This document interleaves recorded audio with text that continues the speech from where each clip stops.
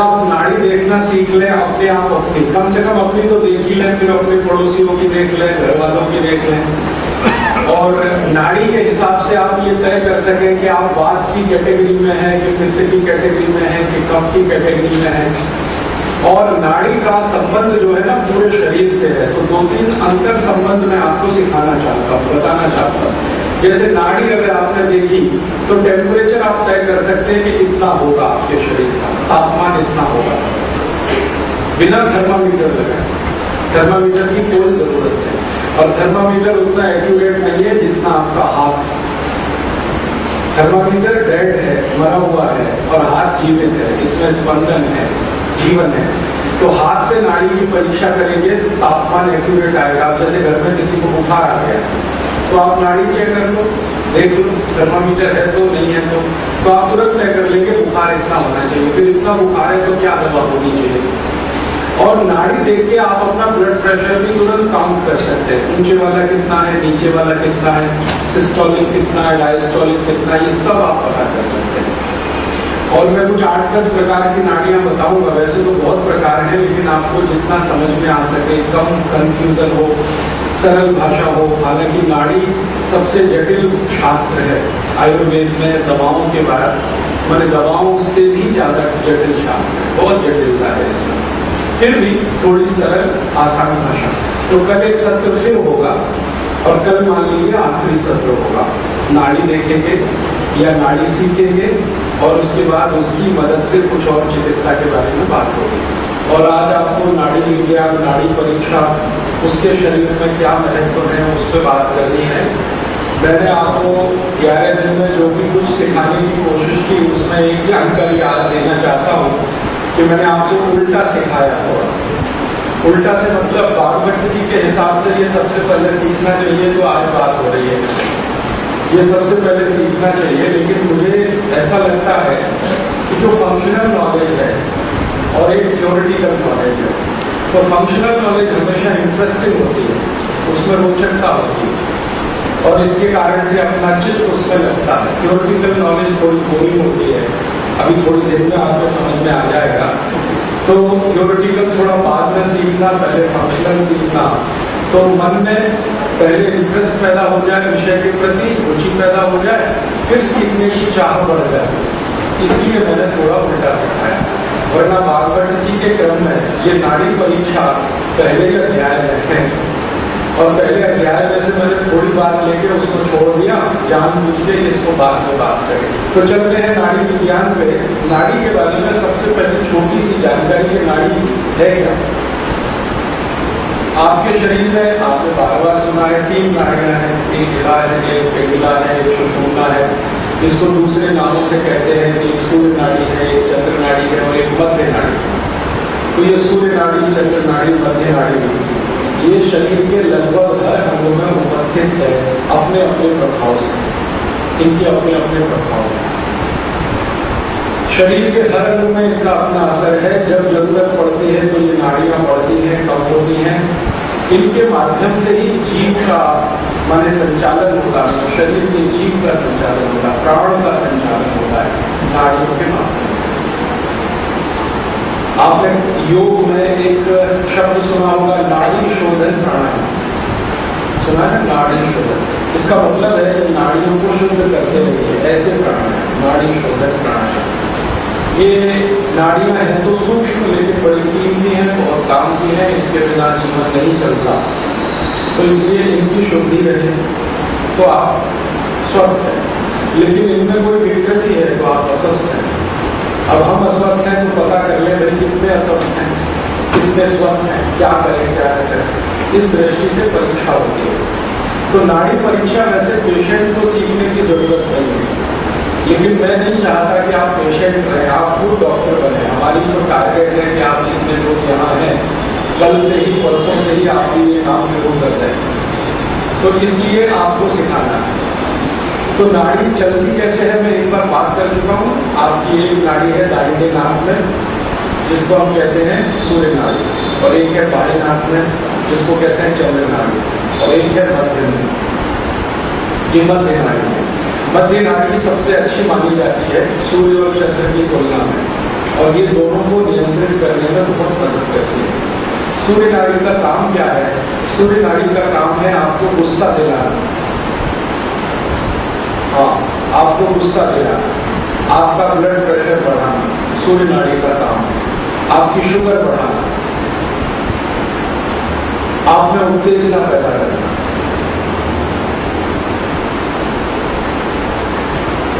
अब आप जितने खराब शब्द जानते हैं अपने जीवन में, सब जान लीजिए ये सूर्य नाड़ी है।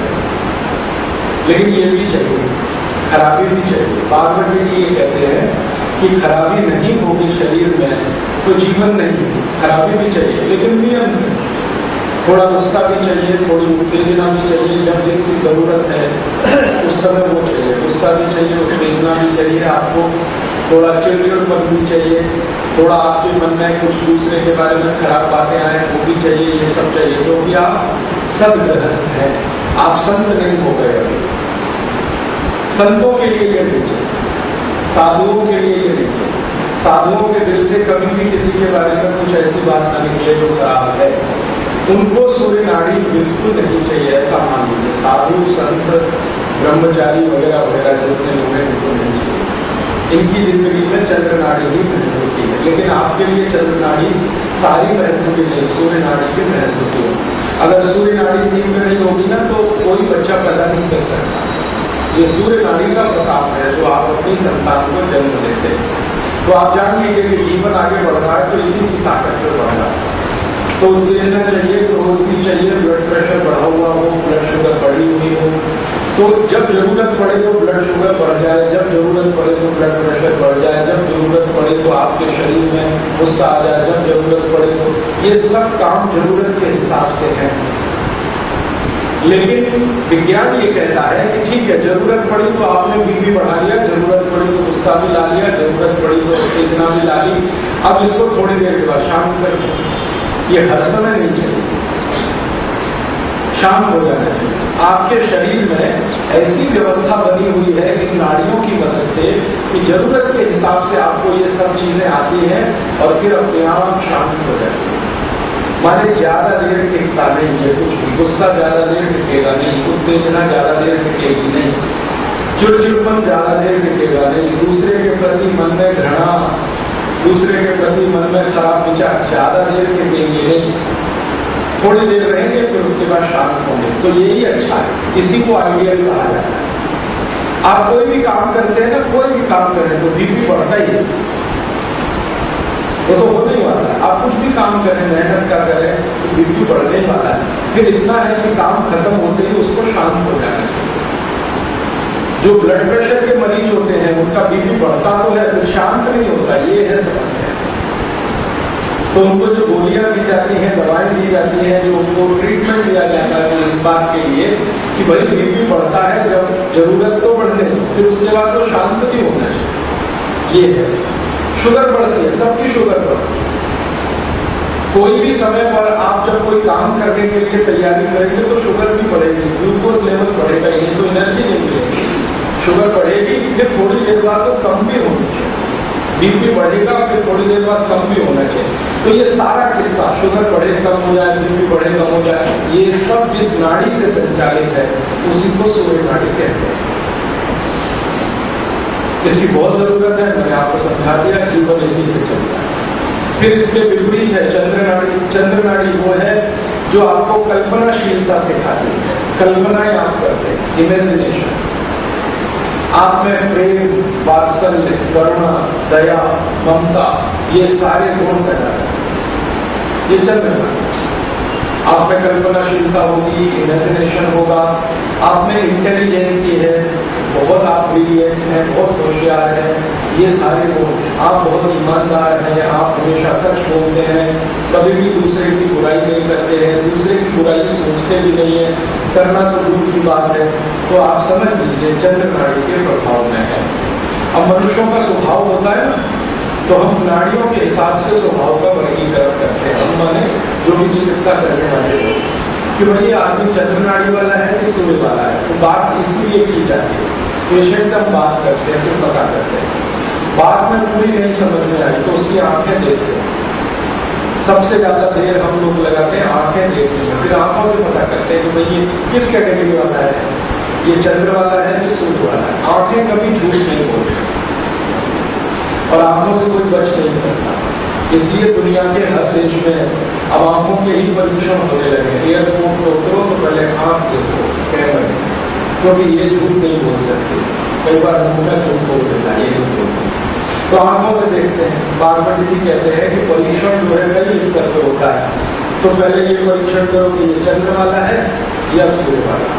तो जैसे ही हम तय कर लेते हैं कि ये चंद्र वाला ये सूर्य वाला, तुरंत दवाओं का क्लासिफिकेशन हो जाता है एक झटके कि ये दवाएं इसके काम आएंगी, ये नहीं आएंगी। सूर्य नाड़ी की दवाएं हैं, चंद्र नाड़ी की दवाएं हैं।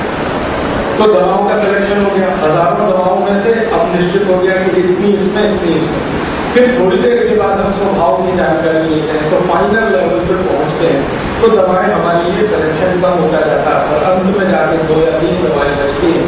तो हम कहते हैं ये आपको लेना या ये आपको करना। तो ये सारी दवाओं का खेल नाड़ियों से ही संचालित है। तो आपके शरीर में एक सूर्य नाड़ी, एक चंद्र नाड़ी और एक मध्य नाड़ी। मध्य नाड़ी दोनों के बीच की है और चंद्र और सूर्य का मैंने जानकारी दे दिया। मध्य नाड़ी वाले जो पेशेंट होते हैं वो ना ज्यादा गुस्सा करेंगे, ना ज्यादा किसी को प्रेम करेंगे, ना उनको बहुत उत्तेजना आएगी, ना बहुत शांत रहेंगे,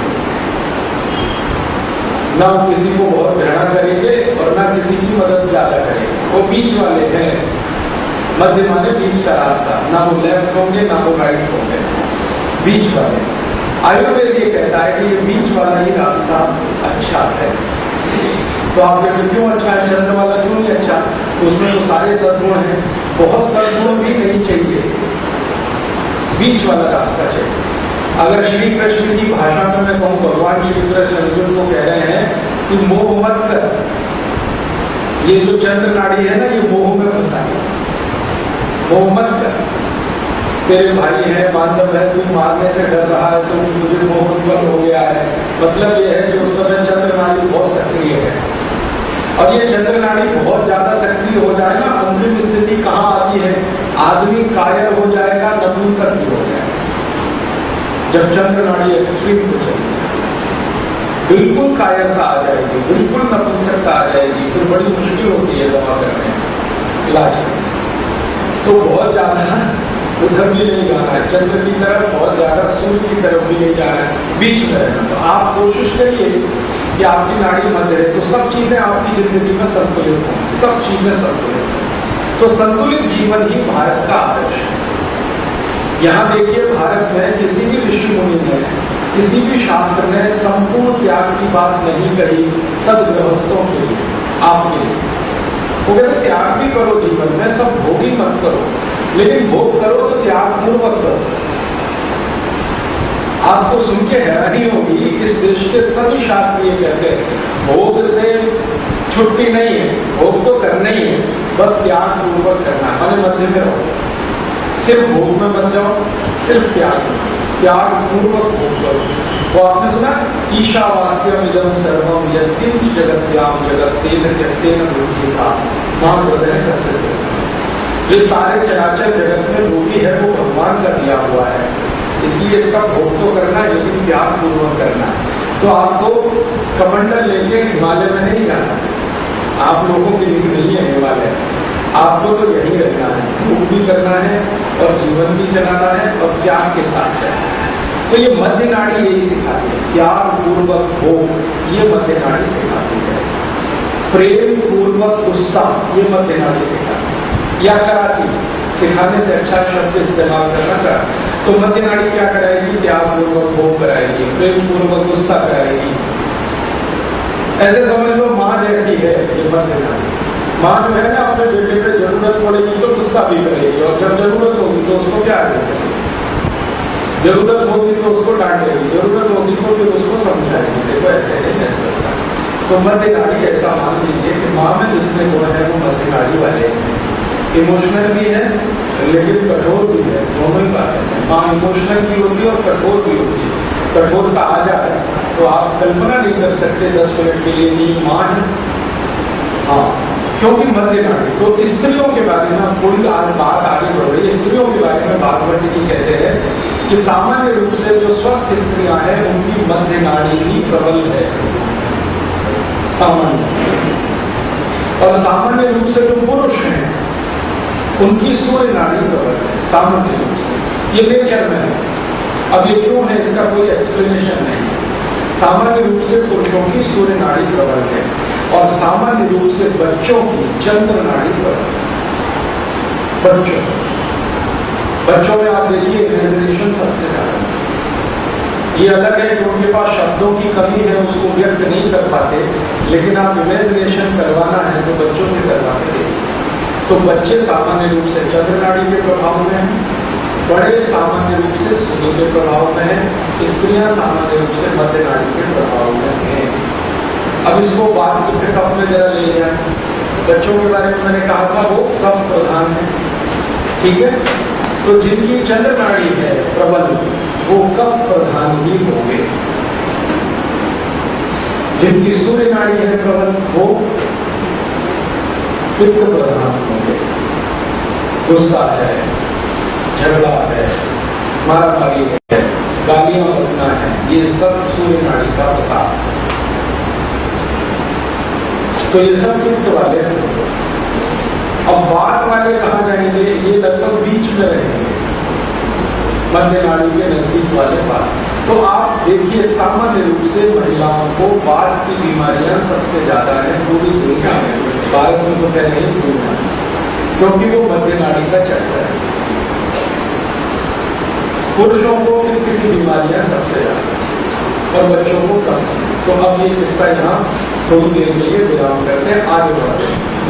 अब ये नाड़ी को पहचाने कैसे थी, तो एक तरीका तो मैंने बोल दिया कि आपकी नाड़ी कौन सी चल रही है, कब प्रबल है कौन सी, तो आप उंगली रखो नाक के नीचे, फिर वो कौन सी नाड़ी चल रही है। तो जहां से तेज हवा आ रही है और जा रही है बस समझ लो वो नाड़ी चल रही है। तो आइदर राइट और लेफ्ट चल रही हो, चलने का काम ये दो ही करते हैं, मध्य नाड़ी इसमें मानी जाती है, चलायमान नहीं। तो आप नाक से पता कर सकते हैं। और जो समय जो नाड़ी चल रही है उस समय आप ध्यान रखिए उसी के प्रभाव में। अगर सूर्य चल रही है तो पित्त के प्रभाव में, चंद्र चल रही है तो कफ के प्रभाव में। तो अपना इलाज करते समय या दूसरों का इलाज करते समय आप ये ध्यान रख सकते हैं कि भाई मैं इस समय पित्त के असर में हूँ, तो अब मुझे क्या करना चाहिए। पित्त को कम करने के लिए दवाएं खानी या औषधि लेनी या नियम का पालन करना, या कफ को कम करने के लिए दवाएं खानी है, नियम का पालन करना। और बात पित्त कफ के हिसाब से मैं बहुत बार आपको पिछले 10 दिनों में बोल चुका हूँ, ये दवा ऐसी है, ये दवा जैसे मेथी का दाना वातनाशक, कफनाशक दोनों, त्रिफला का चूर्ण वातनाशक, कफनाशक दोनों। इसी तरह से अजवाइन पित्तनाशक। तो आपको ये बताई जा चुकी है, शायद आपने नोट भी की होगी, नहीं तो किताबों में ये डिटेल लिस्ट है कौन सी चीज क्या नाशक है। अब आपको आगे थोड़ा बढ़ के बात करता हूं। हाँ, आगे बढ़कर एक छोटी सी बात कहते बीच में थोड़ी देर के लिए ब्रेक देना है कि ये नाड़ियां नाक से पता हो गई, ये सबसे आसान है, इसमें कोई कठिनाई नहीं, बस उंगली रख के पता हो गई। बस ध्यान रखना है कि कौन सी चीज कब आए। मान लो बात नाड़ी है, सॉरी कफ नाड़ी है, चंद्र नाड़ी है, और आपने कोई ऐसी चीज खाई जो कफ बढ़ाए तो आपके लिए उल्टा हो जाए। तो ध्यान रखें कफनाशक, मैंने किताबों में हर जगह हर दवा के साथ ब्रैकेट में नहीं तो साथ में लिखा है कफनाशक, वातनाशक, पित्तनाशक। ये नाशक शब्द का ध्यान रखना है किताब पढ़ते समय, पुस्तकें पढ़ते समय, या तो साइड में लिखा है नहीं तो ब्रैकेट करके लिखा हो। कोई भी दवा ऐसी लिखती नहीं है किताब में जिसके बारे में पता नहीं कि कफनाशक या वातनाशक या पित्तनाशक। तो नाड़ी के बारे में इतना ध्यान रखना है कि जो चल रही है उसकी उल्टी दवा, नाड़ी चल रही है चंद्रमा की, तो ध्यान रखो कि इसको कंट्रोल करने के लिए दवा लेनी है आपको। तो ये एक तरीका है नाड़ी को देखने का। दूसरा तरीका है जो ज्यादा लोग इस्तेमाल करते हैं, वैद्य हैं, चिकित्सक हैं, वो आपकी नब्ज देखते हैं। नब्ज देख के नाड़ी पता चलती है। तो कैसी नब्ज चले तो कौन सी नाड़ी है, कैसी नब्ज चले तो कौन सी नाड़ी है, और कैसी नब्ज चले तो कौन सा रोग है, वात है, पित्त है, ये कफ है, ये मैं थोड़ी देर में बताऊंगा। तब तक के लिए थोड़ा सा अनाउंसमेंट जी आ रहे, ठीक है। तो फिर थोड़ा चलिए। अब मैं आपको एक छोटी सी जानकारी, देखिए, मैंने थोड़ी देर बाद पहले आपसे कहा ना, स्त्रियां जो हैं किसके नजदीक में जय बताइए? मध्य। बच्चे हैं जन्म, और पुरुष मरे बड़े लोग। तो अब देखिए, स्त्रियों की चूंकि मध्य नाड़ी है, इसलिए उसकी गति पुरुषों की गति से अलग होती है। और मध्य नाड़ी का ज्यादा असर जो होता है ना, वो शरीर के लेफ्ट और एक्सट्रीम लेफ्ट और एक्सट्रीम लेफ्ट असर है उसका, वो ब्रेन से कनेक्टेड है। तो माना यह जाता है कि स्त्रियों की नाड़ी परीक्षा जब की जाती है तो उनका बायां हाथ देखना, क्योंकि वो मध्य और मध्य के आगे वाले हिस्से में आते हैं। और पुरुषों की सूर्य नाड़ी के प्रताप में तो उनको दायां हाथ देखना। तो कभी पुरुष की नाड़ी देखनी है हाथ लगा के तो दाहिने हाथ को ही पकड़ना है, और स्त्री की देखनी है तो बाएं हाथ। घर के लोगों के साथ करिए, छोटे बच्चों के साथ करिए, जैसे भी मिले इसका अभ्यास करते रहिए। दिन में 15-20 मिनट भी अभ्यास किया तो 8-10 दिन में बराबर आप इस पे हाथ रखिए और गिनना शुरू कर देंगे। अब आगे से पित्त की तरफ वापस और पित्त कफ की तरफ चलते हैं। नाड़ी में आपने हाथ रखा, उंगलियां रखी, अब आपने स्पंदन महसूस करना शुरू किया। अब इसको गिनना है, गिनने से सब चीजें तय होगी। गिनना है तो क्या गिनना है? धड़कन कितनी है। तो आप जब गिनेंगे ना तो सबसे अच्छी गिनती आएगी बीच की उंगली पे, हमेशा इस पर ध्यान रखें। सबसे अच्छी गिनती आगे और पीछे वाली उंगली पे कम आएगी, लेकिन बीच वाली पे सबसे अच्छी आएगी। तो मध्य नाड़ी है, आप समझ लो, बीच वाली मध्य नाड़ी की ही गिनती सबसे अच्छे तरीके से काउंट होती है। और अगर ये काउंटिंग आपने सीख ली तो आपने आधा जग जीत लिया, ऐसा समझ। अब इसकी काउंटिंग कैसे करनी है? 1 मिनट में आपको इसकी धड़कन कितनी है, ये चल कितनी रही है, धड़क रही है, एक ऊपर नीचे ऊपर नीचे ऊपर नीचे 1 मिनट। तो 1 मिनट में आप इसको गिनना सीखिए। तो आप बोलेंगे अब ये कैसे गिनी जाएगी? अब मैं आपको एक सूची बताता हूं, आप इसको लिख लीजिए, मैं बाद में समझाऊंगा। 1 मिनट में कितनी चलनी चाहिए?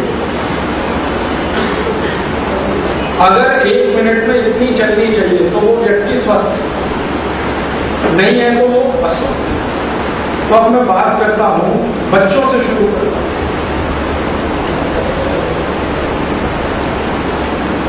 लिखेंगे इसको। छोटे बच्चे हैं, उनकी 1 मिनट में कितनी चलनी चाहिए, धड़कन कितनी है आपको, वो स्वस्थ है अस्वस्थ है, इसको तय करना। अब गर्भस्थ शिशु है जो मां के पेट में है, उसकी भी नाड़ी परीक्षा होती है मां की मदद से।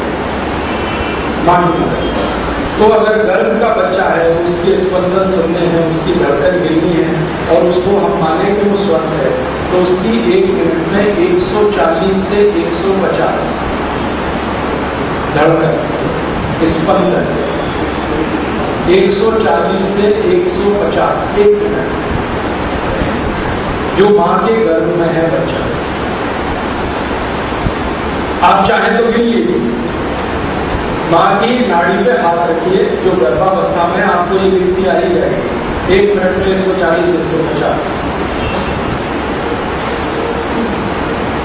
गर्भस्थ शिशु जन्म ले लिया, जैसे ही जन्म लेगा तो ये स्पंदन घटता, हर समय ये घटता ही रहता है। सबसे ज्यादा है 140 150। अब आगे की जिंदगी में ये कम ही होता जाएगा। तो जन्म लेते ही पहले दिन का शिशु वो तो ऑपरेटर से है, तो मैं अभी दिखाता हूँ करके कैसे नापते हैं। है कोई डॉक्टर?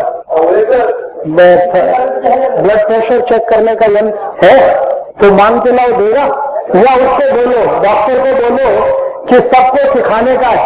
आजकल क्या हुआ है, एक इलेक्ट्रॉनिक उपकरण आ गया है, मुश्किल से 1-1.25 रुपए का आता है, तो वो एकदम सीधे बताता है, डिस्प्ले सीधे आ जाता है।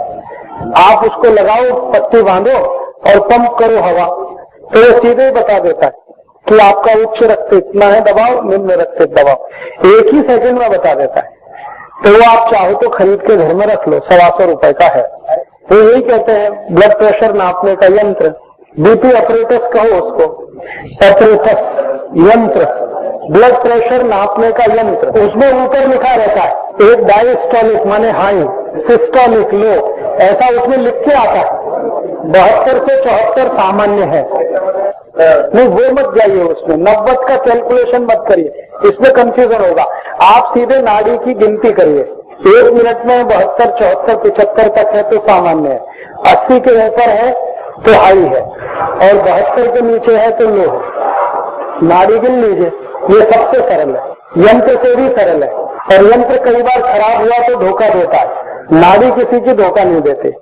तो नाड़ी पकड़ना सीख लीजिए, धीरे धीरे अपना पकड़ते रहिए। पहले तो आपको तलाशने में तकलीफ आएगी, है कहाँ, तो कभी यहाँ रख के देखिए, कभी यहाँ रख के देखिए। हाँ, सामान्य रूप से ये है, मैं जहाँ हाथ रखा हूँ, 3 उंगली मेरी रखी है, ये जगह पर सबकी नाड़ी है, राइट की ही देखनी चाहिए। ये है, देखिए मेरी उंगली यहाँ रखिए, आप खुद टच करके देखिए ना, पंपिंग है रही है, वही आपकी नहीं। तो इसको गिन लीजिए, सरल माहिती दे रहा हूँ, ये कभी झूठ नहीं बोलते। पेशेंट झूठ बोलेगा, ये नहीं झूठ बोलते। हाँ, तब नहीं, 10 मिनट बैठने दीजिए, फिर उसको कहिए कि आप दिखाओ। तो अगर आपने ये देख लिया 72 से 75 है तो सामान्य, 80 के ऊपर तो हाई ब्लड प्रेशर, 72 के नीचे तो लो, बढ़ जाता है। घबरा रहा है तो वो खुद ही बताएगा, नहीं मिला, नहीं मिला, ये है, ये जो दिख रहा है ना, ये हर एक को है ये। तो आप जो है नाड़ी से देख के चेक करेंगे ना तो धोखा नहीं आता, लेकिन वो इंस्ट्रूमेंट धोखा देता है। कई बार खराब हो गया तो 320 बीपी दिखा देता है, 320 में आदमी मर जाता है, लेकिन वो दिखा देता है कि आपका 320 है। अभी मेरा हुआ था बंबई में, मैं मेरे दोस्त के घर में बैठा था, वो डॉक्टर है, तो उसने नया नया लाया, उसने कहा राजीव भाई मैं खरीद के लाया अभी। मैंने कहा चलो मैं मेरा चेक करता हूं, तो मैंने मेरे को लगाया तो हाई बीपी मेरा 320 आया, आना चाहिए 140, आ गया 320। अब वो तो कहे यार क्या हो रहा है तुमको, अभी एडमिट करना पड़ेगा आईसीयू। मैंने कहा तुम चुपचाप बैठो, मुझे कुछ नहीं हो रहा। तो फिर कहने लगा कैसे, मैंने कहा पल्स देखो मेरी, तो पल्स निकाला तो 74। तो मैंने कहा कि समझ में आया, ये इंस्ट्रूमेंट गलती कर देता है, नाड़ी कभी गलती नहीं करती। तो इसलिए नाड़ी देखना सबसे अच्छा है। हमारे यंत्र गलती कर देता है, आपका हाथ गलती नहीं करेगा क्योंकि यंत्र डेड है, आपका हाथ ठीक है। तो आपने नाड़ी का कैलकुलेशन कर लिया, अब इससे आप मापेंगे ब्लड का प्रेशर, बीपी हाई है, बीपी लो है। ब्लड प्रेशर के बाद क्या आएगा, ब्लड प्रेशर के बाद आप तय करेंगे कि ये आदमी किस कैटेगरी में जाएगा, ये वात वाला है, ये पित्त में चला गया, या ये कफ में आ गया। उसके बाद आप चिकित्सा कर पाएंगे परफेक्ट, थोड़ी अच्छी, बेहतर। तो ये हुआ कैलकुलेशन 1 मिनट का। अब जरा आगे चले कि 1 मिनट में अगर नाड़ी इतनी है तो फिर हमारे टेम्परेचर की स्थिति जरा देखिए, माफ करिए, ब्लड प्रेशर के पहले टेम्परेचर देखिए, तापमान, बुखार आया है नहीं आया है। तो आपको मैंने कैलकुलेशन दिए, मान लो नाड़ी 60 है, 1 मिनट में 60, ठीक है। तो आप करके देखना, आज ही करके देखना, आपके घर में थर्मामीटर होगा, नाड़ी अगर 60 है तो टेम्परेचर 98 डिग्री फ़ारेनहाइट ही होगा। अगर नाड़ी 1 मिनट में 60 टाइम्स चल रही है, धड़क रही है, तो बॉडी टेम्परेचर से माने इंटरनल बॉडी टेम्परेचर, बिना थर्मामीटर के आप कह सकते हैं कि ये 98 डिग्री फ़ारेनहाइट होगा। और 60 के नीचे है, मान लो 50 है, 40 है, तो समझ लेना टेम्परेचर कम ही होगा, शरीर ठंडा होगा। और शरीर ठंडा हो तो मुश्किल आती है, इसलिए ध्यान रखना है कि नाड़ी जो है 98 डिग्री फ़ारेनहाइट के आसपास, माने कम से कम 60 तो रहेगी, 98 डिग्री फ़ारेनहाइट। अब अगर टेम्परेचर बढ़ना है तो नाड़ी भी बढ़ेगी, टेम्परेचर घटना है तो नाड़ी घटेगी। टेम्परेचर नाड़ी का सीधा संबंध है। कि अगर नाड़ी में 1 मिनट में स्पंदन कम हो रहे हैं तो टेम्परेचर कम होगा, स्पंदन ज्यादा है तो टेम्परेचर बढ़ेगा। अब 60 के आगे चले जाओ, 80 धड़क रही है नाड़ी, 80 के प्लस माइनस 5 होता है। इसमें जब भी कैलकुलेशन करना प्लस माइनस 50 तक चलेगा, प्लस माइनस 5 सॉरी 50 नहीं 5, प्लस माइनस 5 का मतलब 60 का 65 भी हो सकता है, 55 भी हो सकता है, तो टेम्परेचर उसी के नजदीक होगा 98 डिग्री। उसके ज्यादा आगे पीछे हुआ तो फिर ध्यान देने की बात है। तो 80 है, मान लो 1 मिनट में 80, तो टेम्परेचर आ जाएगा 100 डिग्री, 100 डिग्री को एग्जैक्ट 100 फारेनहाइट। 90 नाड़ी की गति अभी 90 आ गई, 1 मिनट में 90, तो टेम्परेचर हो जाएगा 101 डिग्री। ये सभी एक के लिए हाँ कॉमन बच्चों में भी बड़ों में टेम्परेचर होगा तो समझ लो कि आदमी कुछ ना कुछ तो तकलीफ में है ना, तो उस समय यही गति होगी ना। तो 101 डिग्री अगर टेम्परेचर है, इसको उल्टा भी कर लें, 101 डिग्री टेम्परेचर है तो नाड़ी आपकी 90 में ही रहेगी। और आपको तो देखना है बिना थर्मामीटर के, मैं चाहता हूं कि वैसा ही आप करें, थर्मामीटर पे डिपेंडेंस कम हो या स्टेथोस्कोप पे डिपेंडेंस कम हो या दूसरे उपकरणों पे डिपेंडेंस कम हो, हाथ में सेंसिटिविटी ज्यादा हो। तो 100 है, अब आगे चले 100 वाला लिखा, 100 है तो टेम्परेचर हो जाएगा 102 डिग्री, 1 मिनट में 100 तो टेम्परेचर 102 डिग्री। फिर 110 है नाड़ी, 1 मिनट में 110 तो टेम्परेचर 103 डिग्री आ जाएगा फारेनहाइट, सेल्सियस नहीं फारेनहाइट। फिर अगर 120 आ गई नाड़ी 1 मिनट में तो टेम्परेचर बढ़कर 104 आ जाएगा। फिर 130 आ गई तो टेम्परेचर बढ़कर 105 आ जाएगा। फिर 140 आ गई तो टेम्परेचर 106 आ जाएगा। मतलब इसको सीधा सा देखेंगे, हर 10 स्पंदन बढ़ने पर 1 डिग्री टेम्परेचर बढ़ रहा है। ये बात आपके ध्यान में लानी है, इसलिए मैंने इतनी लंबी ये बात करी। आपके ध्यान में जो बात लानी है वो ये कि हर 10 स्पंदन बढ़े नाड़ी के तो टेम्परेचर 1 डिग्री बढ़ता है, ये ध्यान रखना है। और दूसरी बात ध्यान रखनी है कि नाड़ी का स्पंदन बढ़े तो टेम्परेचर बढ़ता है, और वाइसी वर्षा भी जो है कि अगर टेम्परेचर बढ़ता है तो नाड़ी का स्पंदन बढ़ेगा ही, टेम्परेचर कम होगा तो नाड़ी का स्पंदन कम होगा। एक नॉलेज आपको मिली, बेसिक नॉलेज। अब इससे आप अंदाजा लगा सकते हैं कि भाई टेम्परेचर बढ़ा है घटा है। अब टेम्परेचर बढ़ा है तो फिर आप ध्यान कर पाएंगे भाई क्या करना, 106 डिग्री बढ़ गया है मान लो, अब इसको नीचे ही लाना पड़ेगा, क्योंकि 106 डिग्री के ऊपर जाए तो बहुत तकलीफ है, और चला गया तो बड़ा मुश्किल होता है, ब्रेन डेड होने की संभावना, ब्रेन हेमरेज होने की संभावना।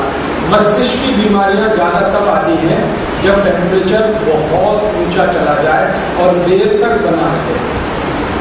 ज्यादा देर ऊंचा टेम्परेचर बॉडी में नहीं रहना चाहिए। साधारण भाषा में कहते हैं ना दिमाग में गर्मी चढ़ जाती है, ये दिमाग की गर्मी इतनी खतरनाक है कि जानलेवा होती है, इसलिए ज्यादा देर टेम्परेचर बढ़ना है। तो फिर आप उपाय करेंगे भाई कम करना, कम करने के लिए दवाएं देंगे, लेकिन ये आप पहले पता कर लें कि है क्या स्थिति हाथ की नाड़ी की कंडीशन। अपना है तो अपना भी पता कर लें, घर वालों का भी और पड़ोसी। अब ये टेम्परेचर हो गया नाड़ी की गति, मैंने नाड़ी के कैलकुलेशन से। अभी इसमें ब्लड प्रेशर भी जान लें,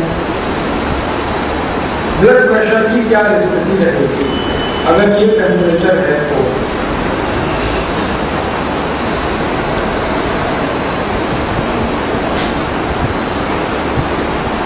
कॉम्प्लिकेटेड तो नहीं हो रहा है?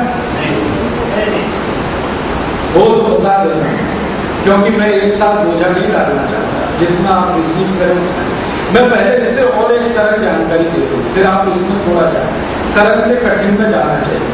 और एक सरल जानकारी दे दूँ, पहले आपको एज के हिसाब से बता दूँ कि ब्लड प्रेशर क्या रहना चाहिए एज के हिसाब से। इस उम्र में कितना रहना चाहिए, इस उम्र में कितना रहना चाहिए, इस उम्र में कितना रहना चाहिए।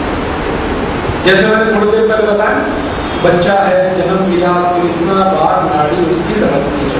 अब अगर बच्चा है तो उसका बीपी कितना है? इसमें थोड़ी सी एक चीज है जो यूनिक है कि मां के गर्भ में जब बच्चा है तो उसका बीपी उतना ही होगा जितना मां का है। आखिरी दिन तक जब तक वो मां के पास है, गर्भ में है, तब तक उसका बीपी उतना ही होगा जितना मां का। तो ये बात तो कॉमन है। इसके आगे चले, जन्म ले लिया, अब उसका अपना स्वतंत्र बीपी होगा। तो जन्म लेने से 5वें साल तक, जन्म लेने के 5वें साल तक, माने पहले दिन का बच्चा है और 5वें साल तक उसका ब्लड प्रेशर हाई और लो जानते हैं, दो तरह से नापा जाता है। ये तो कॉमन हो गया, इसलिए अब इसमें डिटेल। तो जो हायर लिमिट है ब्लड प्रेशर की वो होगी 81 और लोअर लिमिट होगी 45। बीपी की हायर लिमिट 81, लोअर लिमिट 45। जन्म से 5वें साल, 1, 2, 3, 4, 5। उसके बाद 5 साल से लेकर 10 साल तक,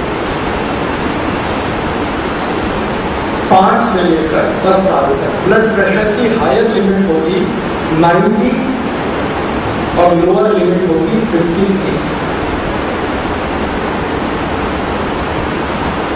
5 से 10। उसके बाद 10 से 15 साल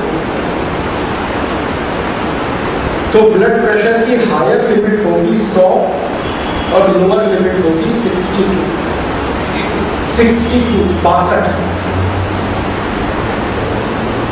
10 से 15 साल। अब 15 से 20 साल की रेंज में जब बच्चा है तो उसकी हायर लिमिट है ब्लड प्रेशर की 110 और लोअर लिमिट है 71। ये सारे आंकड़े जो है ना भारत के हिसाब से, यूरोप में जाएंगे तो ये बदल जाएंगे, अमेरिका में भी बदल जाएंगे, कनाडा में बदल जाएंगे। ब्लड प्रेशर की उनकी हायर लिमिट अलग है, लोअर लिमिट अलग है। ये अपने देश के हिसाब से। तो 15 से 20 बता दिया। 15 से 20 एक ग्रुप में हो जाएगी 110 और 71। Higher limit 110, lower limit 71। अब उसके बाद चले 20 से 30 साल की उम्र में। 20 से 30 साल की उम्र में ब्लड प्रेशर की हायर लिमिट होगी 120 और लोअर लिमिट होगी 80। उसके बाद 30 से 35 साल की उम्र में, 30 से 35 साल की उम्र में हायर लिमिट होगी 124 और लोअर लिमिट आ जाएगी 82, 82। फिर उसके बाद 35 से 40 साल की उम्र में ब्लड प्रेशर की हायर लिमिट है 126 और लोअर लिमिट है 83। अब इसके बाद बीपी बहुत धीरे धीरे बढ़ता है, बहुत धीरे। अब चले 40 से 50 साल की उम्र में ब्लड प्रेशर की हायर लिमिट है 128 और लोअर लिमिट है सिर्फ 84। 1-2 का अंतर आता है हायर और लोअर। फिर उसके बाद 50 से 60 साल,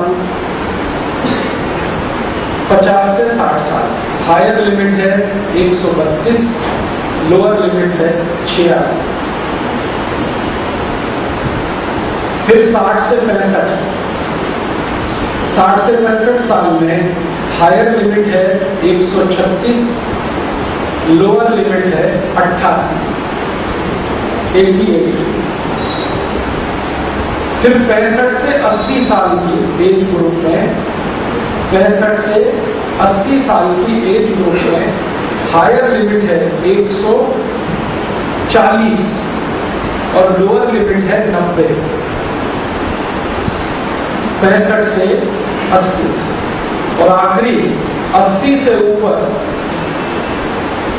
जिनकी भी उम्र 80 के ऊपर है, अब वो कितनी भी हो सकती है, लेकिन ब्लड प्रेशर का जो लास्ट लिमिट होगा हायर लिमिट को 145 और लोअर लिमिट होगी वो 92।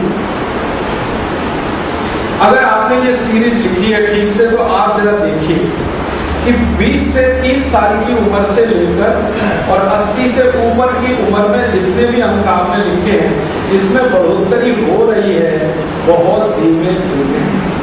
मतलब क्या है, ब्लड प्रेशर जन्म से लेकर 20 साल तक बहुत तेजी से बढ़ता है और 20 की उम्र लेकर फिर मरने तक बहुत धीमे बढ़ता है। इसका मतलब क्या है, सीधा सा मतलब है कि जन्म से 20-21 साल तक शरीर के हर अंग की बढ़त हो रही है। ब्रेन का डेवलपमेंट हो रहा है, हड्डियों का डेवलपमेंट हो रहा है, मांस बढ़ रहा है, मज्जा बढ़ रही है, रक्त बढ़ रहा है, हर चीज तो डेवलप ही हो रही है ना। 20 से 21 में जाके सब बंद हो जाए, उसके आगे फिर डेवलप होना रुक जाए। तो जब डेवलपमेंट का स्टेज होता है शरीर का तो ब्लड प्रेशर बहुत तेजी से बढ़ता है और एक जगह आकर जब आप स्थिर हो गए, हड्डियों का विकास इतना होना हो गया, उसके बाद ब्लड प्रेशर बहुत धीरे धीरे बढ़ता है। ठीक है, अब आप किसी डॉक्टर के पास नहीं जाएंगे आज के बाद बीपी चेक कराएंगे, आप खुद चेक करेंगे। कैसे करेंगे, सूची आपके पास है, इससे इस एज ग्रुप में है तो कितना होना चाहिए और इंस्ट्रूमेंट उसके बाद ही इस्तेमाल करें। आपको थोड़े दिन में बीपी भी हाथ से ही चेक कराना सिखाता हूं। जब आपको नाड़ी अच्छे से पकड़ना आ जाएगी ना तो बीपी का कैलकुलेशन भी बहुत परफेक्ट होगा। हमारे सारे वैद्य यही करते हैं, हाथ पकड़ के ही सब चीजें तय करते हैं, वो कोई इंस्ट्रूमेंट इस्तेमाल नहीं करते क्योंकि बागवती जी ने कह दिया कि हाथ से बड़ा दुनिया में कोई इंस्ट्रूमेंट है नहीं। जितनी सेंसिटिविटी, जितनी संवेदनशीलता इन उंगलियों में है, हाथ में है, वो किसी इंस्ट्रूमेंट में नहीं हो सकता क्योंकि सारे इंस्ट्रूमेंट हाथ के ही बने हुए हैं। तो जिसने बनाया है इंस्ट्रूमेंट को वो ज्यादा सेंसिटिव लिविंग है, जीवित चीज है, इसलिए हाथ के कैलकुलेशन गलत नहीं पड़ेंगे, मशीनों के तो गलत पड़ेंगे। कई बार आप मशीन पे जाते हैं, बहुत सारी चीजें चेक कराते हैं, अब आप बड़े परेशान हैं, डॉक्टर कहता है सब नॉर्मल है, मशीन फेल हो गई, फिर आप परेशान क्यों हैं अगर सब नॉर्मल है। या कई बार बहुत चीजें नॉर्मल कर देगा लेकिन आप नाड़ी देखेंगे तो पता चलेगा कि नॉर्मल ही है हमारा। तो कंफ्यूजन अब नहीं होना चाहिए, आपको डॉक्टर के पास जाकर ब्लड प्रेशर चेक कराकर कोई कंफ्यूजन नहीं आना चाहिए।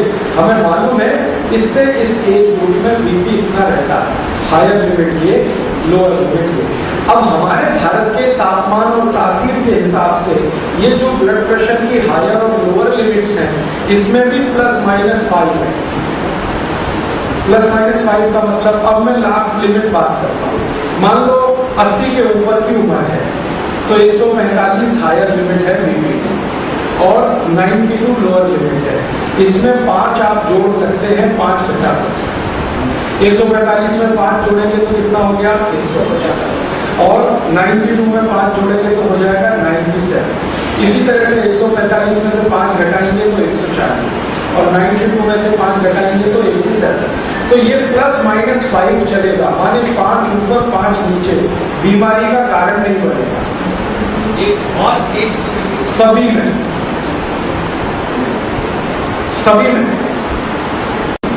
इसको ध्यान रखना है, सभी एज ग्रुप में ये ±5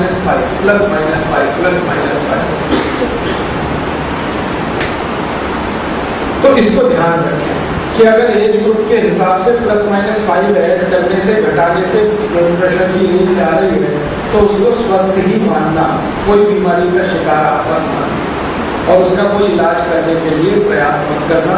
हो सकता है कि वो अपने से ही होता हो। ठीक है,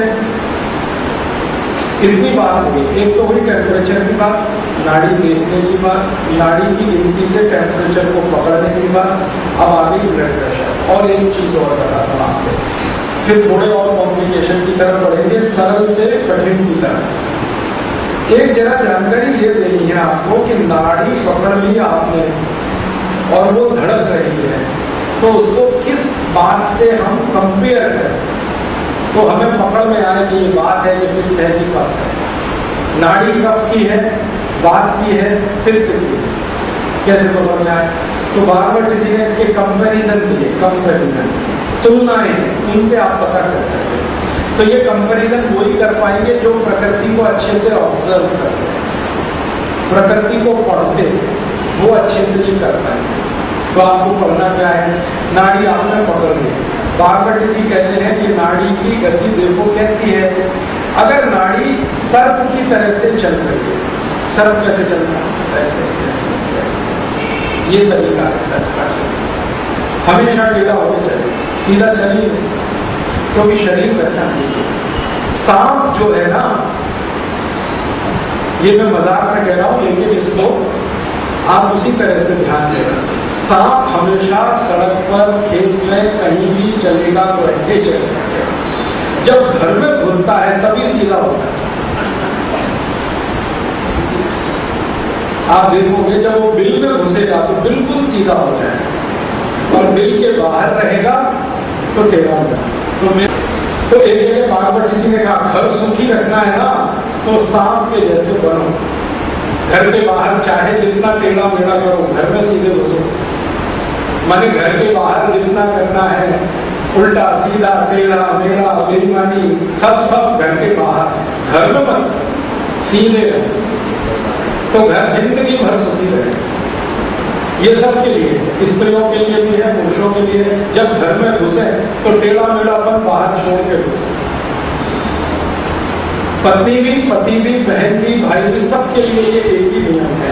तो अब आप सांप की गति के बारे में ध्यान रखो। सांप ऐसे चल रहा है, नाड़ी भी अगर ऐसे ही चल रही है, ये थोड़ी देर में पता चली जाएगा। आप नाड़ी पे लगातार 1 मिनट 2 मिनट, आपको हो सकता है 5 मिनट लग जाए, 7 मिनट लग जाए, टाइम लगने दो, उसको बचाने की जरूरत नहीं, क्योंकि सीख रहे हैं। जब सीख जाएंगे तो 1 ही मिनट में पता चलेगा। तो नाड़ी देखो, अगर सर्प की तरह से चल रही है तो समझ लो ये नाड़ी ऐसे व्यक्ति की है जो बात के रोगों की पीड़ा में है, या बात से पीड़ित है। माने बात उसका विकृत स्थिति में है।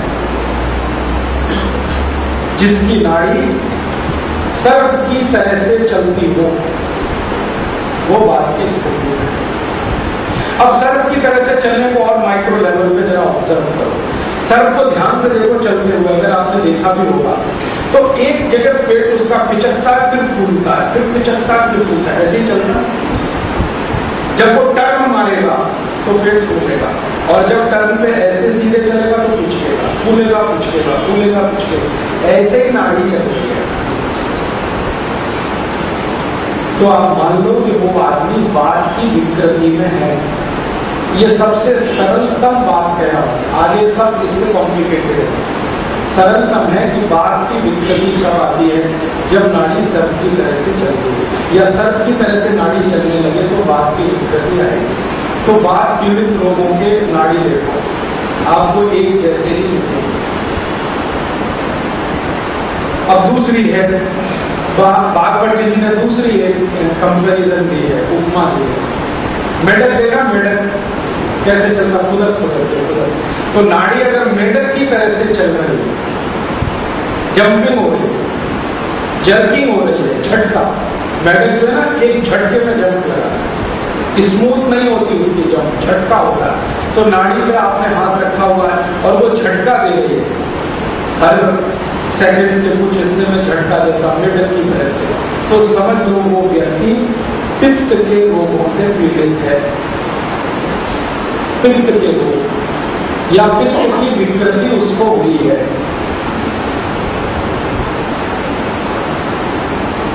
और तीसरी है मोर देखा, मोर कैसे चलता है? आराम आराम से एक कदम रखा, फिर दूसरा कदम, फिर तीसरा कदम, गति मंद होती है। मोर जो है ना तेज से नहीं चलता, धीरे धीरे धीरे धीरे धीरे धीरे, और उसके चलने में बड़ी लय है, रिदम है, जबरदस्त रिदम है। मोर के चलने में बहुत रिदम है। और एक दूसरी पक्षी है जिसके चलने में बहुत रिदम है, बत्तख। मोर है, बत्तख है, जो रिदम से चलने वाले हैं। नाड़ी भी अगर रिदम पर है, धीरे से, फिर धीरे से, फिर धीरे, तो समझ लो वो व्यक्ति कफ के प्रभाव में है, या कफ की विकृति उसको हुई है। जिसके प्रभाव में है उसी की विकृति है। तो फिर से दोहराएं, आपने लिख लिया अगर नाड़ी सांप की गति से है, ऐसे ऐसे फूलना पिचटना, तो आप समझ लो और अगर नाड़ी आपकी चल रही है मेटल की तरह से तुरंत तो फिर और नाड़ी अगर चल रही है रिदम में मोर की तरह से, बत्तख की तरह से, और भी जानवर हैं जो रिदम में चलते हैं, तो आप जान लेना कि वो कफ की विकृति में है। अब आप ये जो कंपैरिजन है ना, ये बहुत बड़े हैं। मैंने थोड़े से निकाल के बागवती जी की किताब में से आपको बताया। बागवती जी ने तो बात के इतने कंपैरिजन दिए हैं कि कई बार उसको पढ़ते पढ़ते मुझे भी कंफ्यूजन हो जाता है। इतने कंपैरिजन सब जानवरों को उन्होंने लिखा है कि ये बाघ की तरह से, ये मित्र की तरह से, ये सब की तरह। मैंने उसमें से सबसे सरल निकालकर जो आपको समझ में आ जाए उतना बताया, क्योंकि अभी आप सीख रहे हैं। जब आपकी सिद्धता बढ़ती जाएगी तो वो डिफिकल्टी और डिफिकल्ट कंपैरिजन में आप जाएंगे, बहुत मजा आएगा। अब खाली बात पित्त कफ ही नहीं है, आगे के बारे में जब बात चलेगी तो बागवती जी कहते हैं कि बात और कफ भी हो सकता है, कफ और पित्त भी हो सकता है, पित्त और बात भी हो सकता है। ये आपस के तीन और कॉम्बिनेशंस बनते हैं, तो उसमें सब में नाड़ी की गति बदलेगी। बात पित्त वाला है तो एक हो जाएगी, पित्त कफ वाला है तो एक हो जाएगी, लेकिन उसमें कभी बाद में बात करेंगे, ज्यादा कंफ्यूजन है। और एक जानकारी दे दूं इसी के साथ जुड़ी हुई, ये नाड़ी का परीक्षण हम सीखे आज से, लिख लिया है आपने, बार बार इसका अभ्यास करते हैं। आंखों का परीक्षण भी सीख लिया। हेल्दी। अब हेल्दी पर्सन की आप एज ग्रुप पहले डिफाइन करो, बताओ एज ग्रुप बताओ। Above 60, above 60। तो अबव 60 में आप जरा पढ़ो, क्या लिखवा रहा मैंने आपसे, आपको ही बताता हूँ कैसे निकालेंगे। अबव 60 पे आ जाओ। 75 नहीं, हाँ सॉरी, 65 to 75, गुड, यस।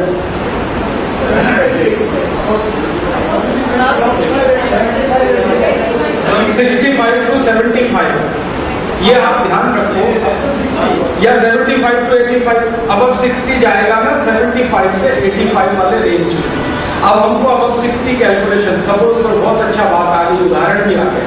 अब हमको ध्यान रखना है कि 60 से 80 के बीच में, 90 के बीच में, 100 के बीच में कितनी लिमिट, तो एक लिमिट है 75, दूसरी 85, कम से कम 75, अधिक से अधिक 85। इसका मीन निकालो, बस वो ही है आइडिया। मीन निकालो मतलब दोनों को जोड़ो, दो का भाग दो, एवरेज कहते हैं ना।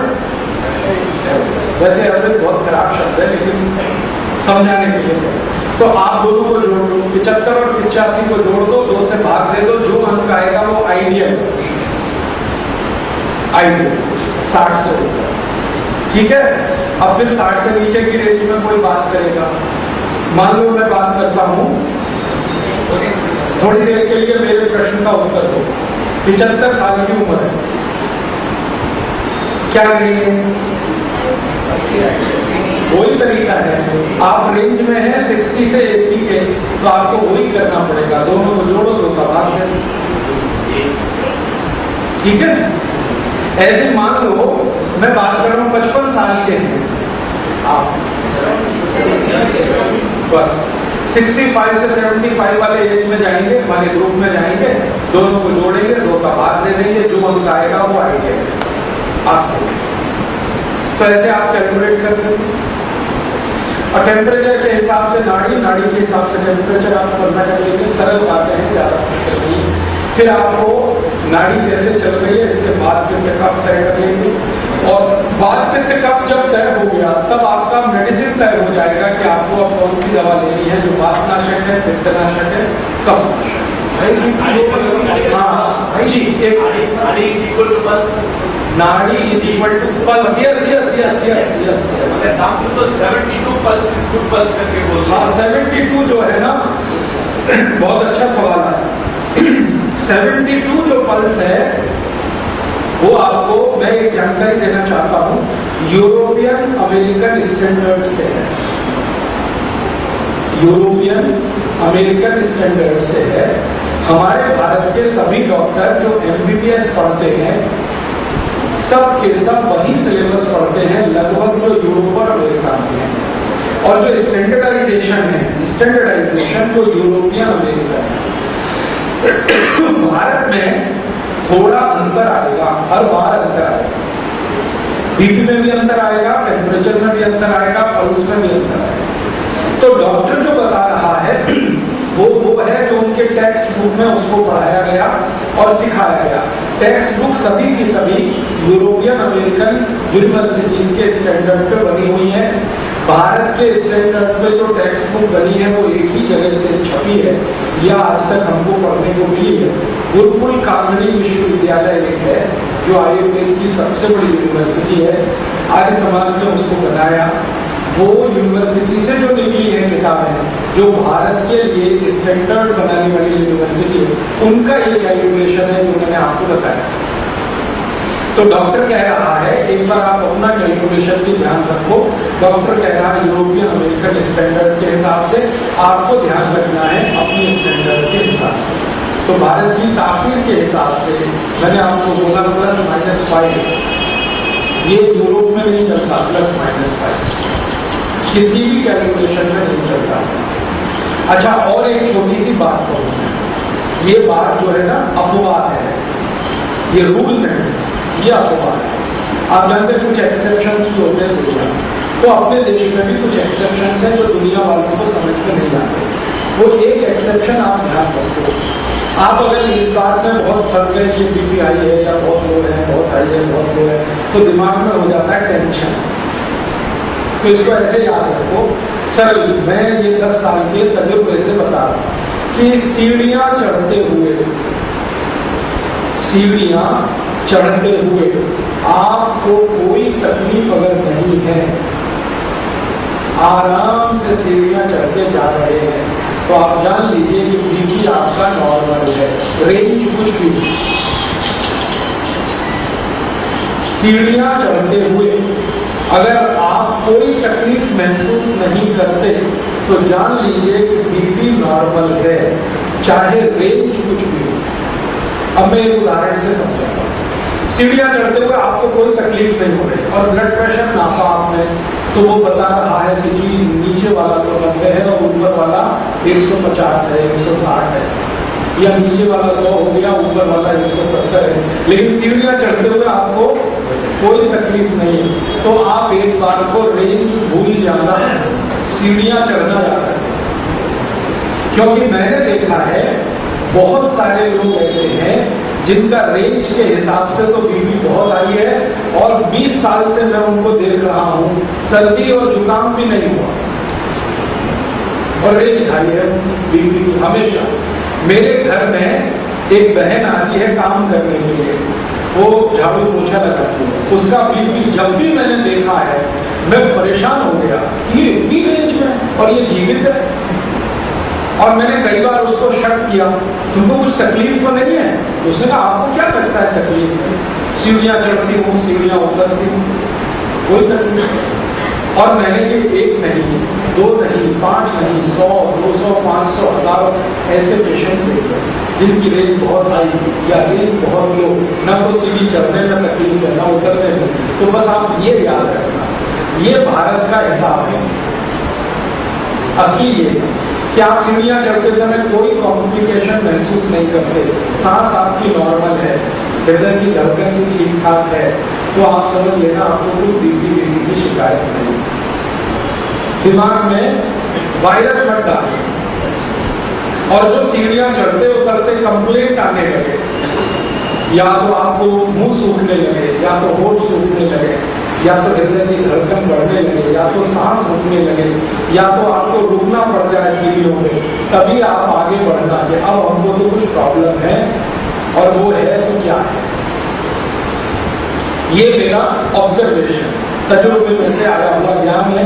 भागवत टीवी ने ये नहीं लिखा, ये 10-12 साल से मैं करते करते देखा, सीखा, समझा कि जिनको सीढ़ियां चढ़ते हुए कोई तकलीफ नहीं है उनको। अब मैंने इसमें और 1-2 चीज जोड़ी है, वो भी आप ध्यान रखो कि आपको अगर पता करना है कि मैं ओवरवेट हूं कि नहीं, मुझे वजन ज्यादा है कि नहीं, तो एक तो बॉडी मास इंडेक्स है, ये बॉडी मास इंडेक्स तो यूरोप अमेरिका का स्टैंडर्ड है। हिंदुस्तानी स्टैंडर्ड ये है, वो ये कि सीढ़ियां चढ़ते समय कोई तकलीफ नहीं है तो आपका वजन आपके लिए ठीक है। जी